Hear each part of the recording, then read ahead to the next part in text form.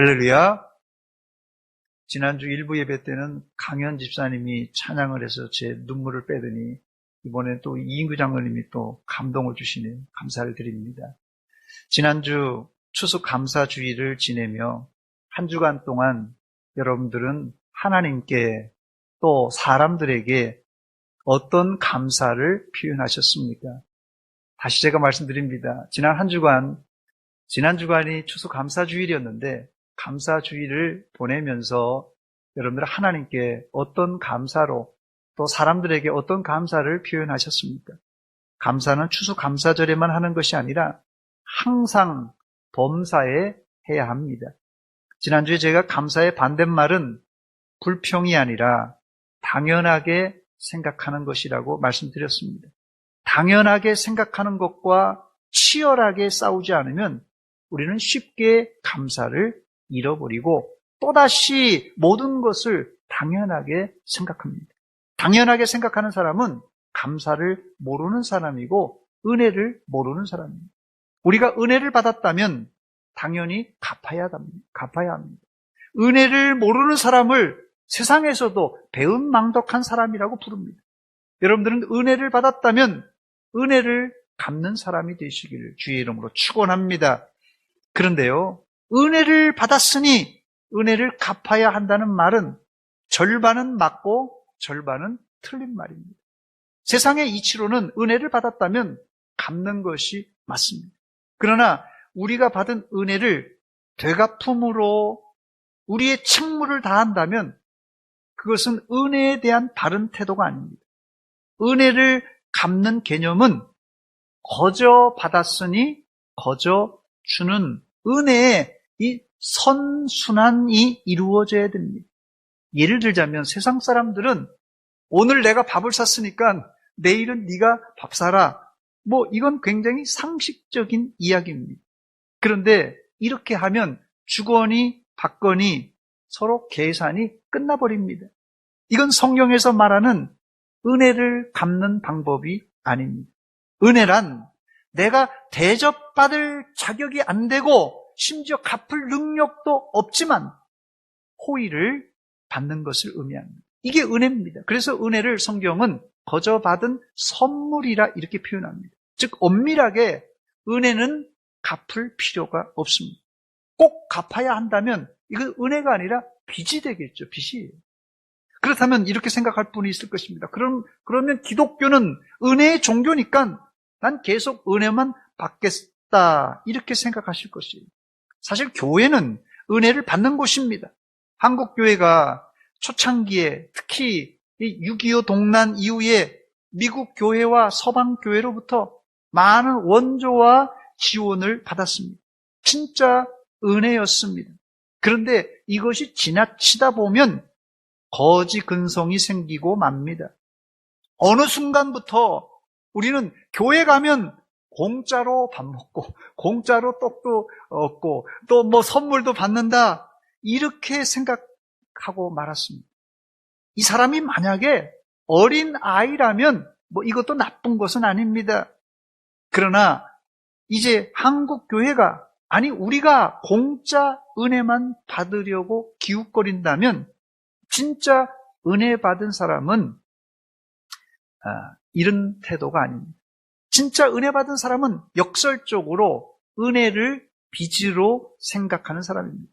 바울 사도가 로마서 1장 14절에 헬라인이나 야만인이나 지혜 있는 자나 어리석은 자에게 다 내가 빚진 자라고 고백했습니다. 사실 바울 사도는 헬라인에게나 로마인에게나 빚을 진 적이 없습니다. 그러나 자신이 예수 믿고 나니까 이제까지 자신이 살아왔던 것이 특히 예수 믿은 것이 하나님의 은혜라는 것을 깨닫고 그 은혜를 모르는 사람에게 빚으로 여기며 갚으려고 했던 것입니다. 그래서 그는 진짜 은혜 받고 자발적으로 그 은혜를 갚으려고 목숨을 걸고 다녔습니다. 은혜를 갚으려는 마음은 바울 사도 같은 이 부모의 심정을 가진, 부모의 마음을 가진 사람이 할 수 있어요. 부모가 어떻습니까? 자식에게 주고 또 주고 더 주고 싶은 마음이 이 부모의 마음 아니겠습니까? 여러분, 이 부모의 마음 주고 또 주세요. 그러면 하나님께서 여러분에게 누르고 흔들어 넘치도록 채워주실 줄 믿습니다. 여러분 삶과 우리 교회 공동체 안에 이런 수준 높은 감사와 은혜로 충만하시기를 주의 이름으로 축원합니다. 오늘은 2021년 이제 한 달을 앞두고 올 한 해 우리 신앙생활을 총결산을 해보려고 합니다. 첫 번째 이 신앙생활의 결산은 다른 말로는 하나님의 심판은 반드시 있다는 그런 뜻입니다. 우리 신앙의 결산이란 말은 하나님의 심판을 의미합니다. 양치기 소년이 심심하니까 거짓말로 늑대가 왔다고 동네 사람들에게 현혹했다가 진짜 늑대가 왔을 때 동네 사람들은 그 양치기 소년의 말을 믿으려고 하지 않았습니다. 그래서 어떻게 했어요? 양떼를 다 잃어버리고 말았습니다. 한국교회는 얼마 전까지만 해도 이 시한부 종말론자들이 예수님이 맨날 며칠 몇 시에 재림한다고 하도 떠드는 바람에 그게 다 불발로 지나가면서 이제 교회 안에서도 심지어 예수님의 재림은 먼 나라 이야기가 되고 말았습니다. 그러나 예수님은 반드시 재림하십니다. 만약 예수님이 다시 오시지 않으신다면 저와 여러분들이 믿는 것도 헛되고 우리는 세상에서 가장 불쌍한 사람이 되고 말 것입니다. 예수님이 다시 오신다는 의미는 우리 인생에는 심판이 있다는 소리입니다. 벌써 2000년이 지났지만 예수님은 아직 오지 않았습니다. 그러나 반드시 오실 것입니다. 여러분들은 그날을 지혜롭게 대비하는 자, 심판을 준비하는 자들이 되시기를 주의 이름으로 축원합니다. 누가복음 12장 40절 말씀 보니까 그러므로 너희도 준비하고 있으라. 생각하지 않은 때에 인자가 오리라고 말씀하였습니다. 베드로후서 3장 9절과 10절에도 주의 약속은 어떤 이들이 더디다고 생각하는 것 같이 더딘 것이 아니라 오직 주께서는 너희를 대하여 어떻게 해요? 오래 참으사 아무도 멸망하지 않고 다 회개하기에 이르기를 원하시느니라. 그러나 주의 날이 도둑같이 오리니 그날에는 하늘이 큰 소리로 떠나가고 물질이 뜨거운 불에 풀어지고 땅과 그 중에 있는 모든 것이 다 드러날 것이라고 말씀하고 있습니다. 그런데 심판은 여러분 지구의 종말이나 예수님의 재림까지 갈 것이 없고 우리가 죽은 후에 우리 각자는 하나님의 백보자 심판대 앞에 서게 될 것입니다. 요한계시록 20장 11절과 12절입니다. 또 내가 크고 흰 보좌와 이게 흰 보좌가 백보좌입니다. 흰 보좌와 그 위에 앉으신 이를 보니 땅과 하늘이 그 앞에서 피하여 간 데가 없더라. 또 내가 보니 죽은 자들이 큰 자나 작은 자나 그 보좌 앞에 서 있는데 책들이 펴 있고 또 다른 책이 펴졌으니 곧 생명책이라. 죽은 자들이 자기 행위를 따라 책들에 기록된 대로 심판을 받는다고 말씀하고 있습니다. 또 고린도후서 5장 10절에는 이는 우리가 다 반드시 그리스도의 심판대 앞에 나타나게 되어 각각 선악간에 그 몸으로 행한 것에 따라 받으려 함이니 그 몸으로 행한 것에 따라서 심판받는다는 것이에요. 이 외에도 성경엔 예수님께서 다시 오신다는 말씀과 함께 우리 모두가 하나님의 심판대 앞에 설 것을 수십 차례 경고하고 있습니다. 이제 2021년 한 달밖에 남지 않았습니다. 매년, 아니 우리가 매일 하나님의 심판대 앞에 선다는 각오로 우리의 행위를 결산하지 않으면 나중에 큰 낭패를 당하고 말 것입니다. 오늘 한 해를 한 달 남기고 올 한 해를 점검해 보시기 바랍니다. 그때 여러분들은 하나님의 심판대 앞에서도 칭찬과 상급을 받게 될 줄 믿습니다. 저를 한번 따라서 하시기 바랍니다. 하나님의 심판을 준비합시다. 두 번째입니다. 심판의 기준이 무엇이냐는 것이에요. 심판의 기준은 당연히 하나님의 말씀입니다. 본문 12절 말씀 보니까 하나님의 말씀은 살아있고 활력이 있어 좌우의 날선 어떤 검보다도 예리하여 혼과 영과 및 관절과 골수를 찔러 쪼개기까지 하며 또 마음의 생각과 뜻을 판단한다고 기록하고 있습니다. 우리가 예수님의 보혈로 구원받고 예수님의 보혈로 죄 사함 받았으면 됐지 또 무엇이 더 필요한가 라고 생각하실 텐데, 하나님은 하나님의 기준인 하나님의 말씀으로 심판하십니다. 만약 우리 인간의 기준인 하나님의 말씀, 이 인생의 기준인 이 하나님의 말씀이 없다면 우리는 너무 피상적으로 구원받게 될 것입니다. 다른 말로는 하나님의 말씀이 없다면 구원받은 이후에 우리의 삶은 더 이상 개선될 그런 필요를 느끼지 못할 것이에요. 내가 구원받았으니, 내가 천국을 소유했으니 더 이상 죄를 지어도 예수님의 보혈로 그냥 퉁치면 다 씻어질 텐데 더 이상 구원에 대하여 고민할 필요가 있겠습니까? 그러나 여러분, 이거는 오산입니다. 하나님은 우리를 그런 방식으로 구원하지 않습니다. 율법의 아주 중요한 기능 중에 하나가 죄를 깨닫게 해주는 기능이 있습니다. 로마서 3장 20절 말씀 보니까 그러므로 율법의 행위로 그의 앞에 의롭다 하심을 얻을 육체가 없나니 율법으로는 죄를 깨달음이니라 그랬습니다. 예수 믿는 우리에게 율법은 구원받으려고 필요한 것이 아니라 이제 죄를 구분하고 죄를 분별하기 위해서 필요한 것이고, 또 예수 믿은 이후에, 구원받은 이후에도 거룩한 삶을 사는데 필수품이 이 말씀이요 율법이에요. 그 좋은 예가 현장에서 간음하다가 붙잡힌 여인의 이야기입니다. 예수님은 현장에서 간음하다가 붙잡힌 여인을 용서해 주시면서 이렇게 말씀하셨습니다. 요한복음 8장 11절입니다. 나도 너를 정죄하지 아니하노니, 나도 너를 정죄하지 아니하노니 가서 다시는 죄를 범하지 말라 그랬습니다. 너는 이제 구원받았으니까 이제 괜찮아. 아무렇게도 살아도 돼. 내가 또 용서해 줄게. 괜찮아. 이런 식으로 말씀하지 않고 뭐라고요? 가서 다시는 죄를 범하지 말라 그랬어요. 이건 예수님의 명령입니다. 예수 믿고 율법이 필요 없다면 이제 내 마음대로 구원받았으니까, 천국 얻었으니까 내 마음대로 살면 되겠죠. 그러나 예수 믿고도 여전히 우리는 간음하지 말라는 십계명을 반드시 지켜야 됩니다, 여러분.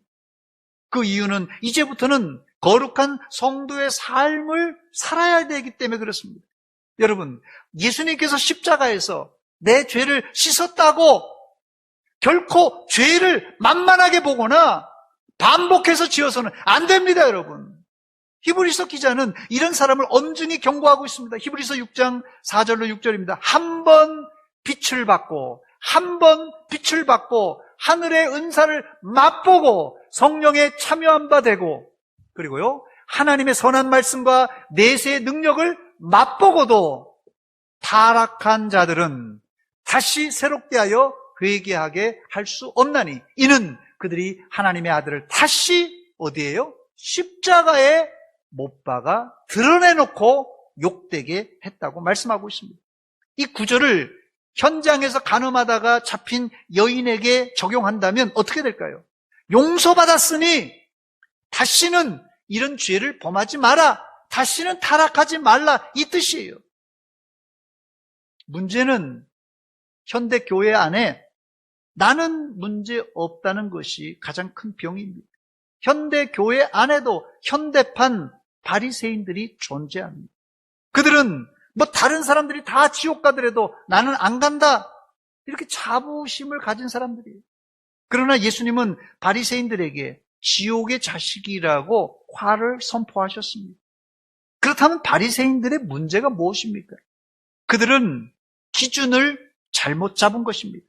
그들도 사실 하나님의 말씀과 율법을 가지고 있는 사람이에요. 바리새인들이요, 하나님의 말씀과 율법 통달한 사람이에요. 그렇지만 이 말씀보다도 장로들의 유전과 이 전통을 더 위에 두고 지켰습니다. 장로들의 유전과 전통에 의하면 바리새인들은 이거 천국 가는 것은 따놓은 당상이에요. 그러나 성경의 기준에 의하면 어림도 없습니다. 본문 12절 말씀 보니까 하나님의 말씀은 살아있고 활력이 있어 좌우의 날선 어떤 것보다도 예리하여 혼과 영과 및 관절과 골수를 찔러 쪼개기까지 하며 또 마음의 생각과 뜻을 판단하신다고 말합니다. 이 구절의 핵심은 하나님의 말씀은 살아있고 예리해서 우리의 혼과 영과 관절과 골수를 찔러 쪼개는 기능이 있다. 이 말씀을 하려고 하는 것이 아니라 사람 속에 의도와 그 본심을 꿰뚫어 본다는 의미예요. 더 쉽게 얘기하자면 우리 마음에 있는 흑심, 다 여러분 마음이 하얗습니까? 시꺼먼 거 있잖아요. 여러분 마음속에 있는 흑심, 그거를 꿰뚫어 본다는 말이에요. 하나님 말씀. 예수님께서 복음서에서 강조한 것도 사람이 행하는 살인행위, 간음행위도 나쁜 것이지만 그보다 마음으로 형제를 미워하는 것, 마음속으로 여자를 보고 음욕을 품는 것, 이걸 죄라고 예수님께서 강조하고 지적하셨습니다. 결국 인간은 누구나 심판주 앞에서는, 하나님 앞에 서면은 정말 우리의 흑심이고 하얀 마음이고 검은 마음이고 다 벌거벗은 것처럼 다 드러나게 될 것이라고 말합니다. 본문 13절입니다. 지은 것이 하나도 그 앞에 나타나지 않음이 없고 우리의 결산을 받으실 이의 눈앞에 어떻게 해요? 만물이 벌거벗은 것 같이 다 드러날 것이라고 말씀하고 있습니다. 아담과 하와는 범죄하고 하나님 앞에 벌거벗은 것을 보고는 두려웠어요. 그래서 무화과 나무 잎으로 자기의 치부를 가리웠습니다. 이런 인간에게 하나님은 짐승을 잡아 죽이고 가죽을 벗겨서 그들에게, 아담과 하와에게 가죽옷을 입혀주셨습니다. 아마 하나님께서 불같은 신분이라면 아마 벌거 벗겨서 그냥 내쫓아 버렸을 것이에요. 그러니까 하나님께서는 죄를 지었지만 그들을 가리워주셨어요. 가죽옷으로. 아무 죄 없는 짐승을 잡아서 피 흘리고 가죽옷으로 그들에게 입혀주셨습니다. 이 시간 여러분들이 가장 안정적으로 붙잡고 있는 것, 그거 점검해 보세요. 대제사장들과 바리새인들은 자신들의 직분이 자신들을 구원할 줄 알았습니다. 여러분, 목사라고 다 구원받는 게 아닙니다. 목사도 속이 시커먼 목사가 있습니다. 저도 이 설교를 준비하면서 내가 진짜 목사인가 진지하게 한번 돌아보았어요. 요즘요, 여러분 보셨는지 모르겠는데 유튜브에 보면요, 하도 목사들이 지옥 간다는 소리를 많이 해서 깜짝깜짝 놀랍니다, 제가. 목사들이 지옥 간다는 소리를 막 하는 거예요. 그렇게 얘기하는 목사님들도 어떨지 모르지만, 목사들이 지옥 간다고 막 해서 저도 깜짝깜짝 놀랍니다. 저도 혹시 기준이 잘못되지 않았는가 돌아봅니다. 여기 계신 우리 장로님들, 권사님들, 집사님들, 성도님들, 여러분들이 잘했다는 것, 지금까지 잘하고 있는 것, 바로 그것을 한번 점검해 보시기 바랍니다. 내가 지금 껍데기만 잘했다고 과연 그것이 하나님 앞에도 칭찬받을까? 이거는 또 다른 이야기입니다. 내 기준으로 말고 내 행위와 내 마음을 하나님의 예리한 말씀의 칼로 쪼개고 또 쪼개어 보시기 바랍니다. 거기에서 내 속이 보이고 내 흑심이 보이고 내 본심이 드러나게 된다는 것이, 제가 여러분들에게 겁주려고 이 말씀 드리는 게 아닙니다. 저와 여러분들이 우리의 심장 폐부를 쪼개어 보시는 하나님 말씀 앞에 항상 두렵고 떨림으로 서야 한다는 말씀을 드리는 것이, 1895년 렌트겐이 엑스레이를 발견했을 때 자신도 그것이 무엇인지 몰라서 X선이라 이렇게 명명했어요. 영어에서 이 X는 모를 때 쓰는 이 표현인데, X라는 것이 이 전라도 말로 표현하자면 거시기예요. 거시기. X가 거시기. 뭔지 모르니까 거시기예요. 이 발견으로 렌트겐은 제1회 노벨 물리학상을 받게 됩니다. 요즘 이 엑스레이뿐만 아니라 여러 방사선들이 있는데 그 중에 감마선은 뇌종양이 있을 때 뇌를 열지 않고 비절제로 수술하는 방사선입니다. 이 감마선의 장점은 비절제뿐만 아니라 오차 범위 0.1에서 0.3mm 이하의 정확도를 가지고 그 병소 부위만 이 감마선을 쪼여서 이 뇌조직을 다른 뇌조직을 손상시키지 않고 수술할 수 있다고 합니다. 그래서 이 감마선을 의술에서는 감마 나이프라고 합니다. 감마 나이프. 나이프가 뭡니까? 칼이에요, 칼. 감마 나이프예요. 그래서 이게 칼은 되지 않지만 그걸 가지고 수술한다는 뜻이에요. 그러나 이 감마 나이프보다 더 예리하고 정교한 칼이 있는데 바로 그것이 하나님의 말씀입니다. 이 칼은 살아있고 예리해서 우리의 영혼까지 찔러 쪼개는 능력이 있습니다. 즉 하나님 말씀을 들을 때 그 파괴력은 우리의 영혼을 찌르고 흔들어 놓습니다. 그러므로 말씀을 들을 때 여러분들은 이 찔림과 떨림이 있어야 정상입니다. 만약 하나님의 말씀을 듣는데도 찔림과 떨림이 없다면 두 가지 경우입니다. 설교자가 엉터리로 하나님의 말씀을 전하지 못하는 경우든지 아니면 하나님의 말씀을 듣는 자가 강철보다 더 강한 강심장이라서 반응을 안 하든지 둘 중에 하나입니다. 하나님의 말씀은 우리의 관절과 골수를 찔러 쪼개는 능력과 함께 우리 마음과 생각과 영혼까지 꿰뚫어보는 능력이 있습니다. 이런 작동이 언제요? 설교 말씀을 들을 때, 우리가 성경을 읽을 때 이런 작동이 일어나야 돼요.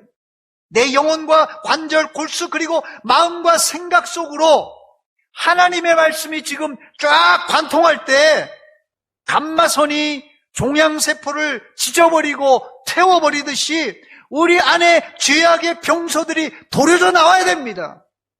내 안에 이런 쪼개지는 역사가 일어날 때 내가 비로소 어떤 인간인 것을 나도 이제 비로소 나를 알게 될 것입니다.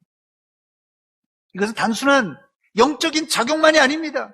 이런 작용은 우리의 심장에도 전달되어서 말씀을 들을 때 우리의 심박동수가 빨라지고 마음에 거룩한 흥분이 일어나야지 정상입니다, 여러분.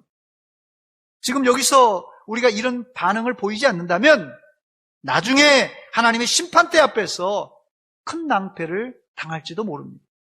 여러분들이 하나님의 말씀을 읽고 들을 때 여러분의 심장과 마음에 이런 깨어짐이 없다면 만약에 여러분들의 마음속에 말씀을 들어도 이런 떨림과 이런 찔림이 없다면 예수님의 십자가의 보혈, 예수님의 십자가의 피 이것만 외친다면 그 외침은 공허한 외침이 될 것입니다. 이건 제가 예수님의 십자가와 보혈을 약화시키거나 무력화시키려는 것이 아닙니다. 다시 말씀드리자면 하나님의 말씀을 듣고 읽을 때 우리가 말씀 앞에 벌거벗은 것 같이 우리를 드러내고 회개하고 반응해야만 우리가 죄에서 떠나 거룩한 삶을 살 수 있다는 말씀입니다. 여러분들은 날마다 하나님의 말씀의 기준에 따라서 여러분의 심령을 쪼개어서 죄와 상관없는 거룩한 성도들이 되시기를 주의 이름으로 축원합니다. 그러나 우리는 이런 원리를 잘 알고 있죠. 이런 원리를 잘 알고 있지만 이게 잘 안 됩니다. 그래서 마지막 세 번째, 이 말씀 꼭 잘 들으시기 바랍니다. 세 번째, 우리는 날마다 예수님의 은혜의 보좌 앞에 나와야만 합니다. 사실 우리의 말과 행위를 하나님의 말씀으로 판단하고 쪼개버린다면, 우리 마음을 파버린다면 어느 누구도 하나님의 심판대 앞에서 살아남을 자가 없습니다. 그럼 어떻게 해야 되겠습니까? 히브리서 기자는 이런 자가당착에 빠진 우리들에게 복음을 전해줍니다. 본문 15절과 16절입니다. 우리에게 있는 대제사장은 우리의 연약함을 동정하지 못하실 리가 아니요 모든 일에 우리와 똑같이 시험을 받은 이로되 죄는 없으시니라. 그러므로 우리는 긍휼하심을 받고 때를 따라 돕는 은혜를 얻기 위하여 어디로요? 은혜의 보좌 앞에, 은혜의 보좌 앞에 담대히 나갈 것이니라. 우리가 죄를 안 지려고 굳게 결단하죠. 이 자리에 죄 짓고 싶은 사람은 어디 있어요? 안 지려고 그러다가 죄 짓잖아요. 그런데 죄를 안 지려다가 굳게 결단하지만 또 죄 짓잖아요. 이때 우리 결심이 늘 실패합니다. 저도 목사지만 한두 번 일은 실패한 게 아닙니다. 작심삼일한 적이 한두 번이 아닙니다. 이럴 때 사실 저도 영적 무력감을, 좌절감을 느낄 때가 많습니다. 그래서 주님은 우리를 은혜의 보좌로 초대하고 계십니다. 때를 따라 돕는 은혜를 얻기 위하여 은혜의 보좌 앞에 담대히 나가시기 바랍니다. 세상에 여기밖에 우리의 피난처가 없고 여기밖에 우리의 죄를 해결할 곳이 없습니다. 피난처 있으니 환난을 당한 자 이리 오라. 땅들이 변하고 물결이 일어나 산 위에 넘치되 두렵지 않네. 할렐루야! 우리가 달려갈 곳은 한 곳입니다. 우리의 피난처이신 하나님의 품 안이에요. 이제 말씀을 맺습니다. 2021년을 결산하며 여러분들이 잘했다고 판단되는 거 그거 다 내려놓으시기 바랍니다. 또 내가 우리 교회에서 이 정도면 되겠지라는 생각도 내려놓으시기 바랍니다. 또 남이 나에게 내려주는 좋은 평판, 칭찬도 내려놓으시기 바랍니다. 오히려 내가 지난 한 해 동안 했던 일을 아주 냉정하게 하나님의 말씀으로 해부해 보시기 바랍니다. 이것이 나중에 최종 심판을 피하고 영원한 천국에 들어가는 은혜의 준비 작업입니다. 덧붙여 여러분, 형제를 판단하는 것을 멈추시기 바랍니다. 그래야 우리가 하나님 심판대 앞에서 살아남을 수가 있습니다. 로마서 14장 10절입니다. 내가 어찌하여 내 형제를 업신여기느냐. 우리가 다 하나님의 심판대 앞에 서리라 그랬습니다. 끝으로 여러분의 믿음의 장력은 얼마나 센지를 점검해 보시기 바랍니다. 이 장력이란 말은 손으로 물체를 잡는 힘입니다. 믿음의 장력은 우리가 예수님을 붙잡고 있는 힘이에요. 본문 14절 말씀 보니까 그러므로 우리에게 큰 대제사장이 계시니 승천하시니 곧 하나님의 아들 예수시라. 우리가 믿는 도리를 어떻게 해요? 굳게 잡을지어다. 그래서 굳게 잡을지어다. 예수님을 굳게 잡고 우리가 믿는 도리를 굳게 잡는 길이 우리가 살 길입니다. 우리가 주님의 손을 꽉 잡을 때 주님은 우리의 손을 더 세게 잡아주십니다. 하나님의 나라는 어떻게 가는 것입니까? 하나님의 나라는 믿음으로 주님의 손을 꽉 잡고 가는 그런 나라예요. 여러분들이 힘 빠져도 주님이 우리의 손을 꽉 잡아주시고 계심을 믿으시고 눈이 오나 비가 오나 바람이 부나 환난에 심지어 바람이 불지라도 찬송하며 감사하며 가시기를 주의 이름으로 축원합니다. 기도하겠습니다. 하나님 우리 아버지 은혜와 사랑 감사드립니다. 2021년 코로나와 각종 재난으로 우리가 엉벙덤벙 벌써 11월 마지막 주일까지 왔습니다. 한 해를 말씀으로 돌아보면서 결산해 봅니다. 하나님, 이 시간 우리 심령 패부를 꿰뚫어 보시는 하나님의 능력의 말씀 앞에 우리가 벌거벗은 자와 같이 되었습니다. 하나님 이 시간도 우리를 만져주시고 치료하여 주시고 회복시켜 주시옵소서. 예수님의 이름으로 기도하옵나이다. 아멘.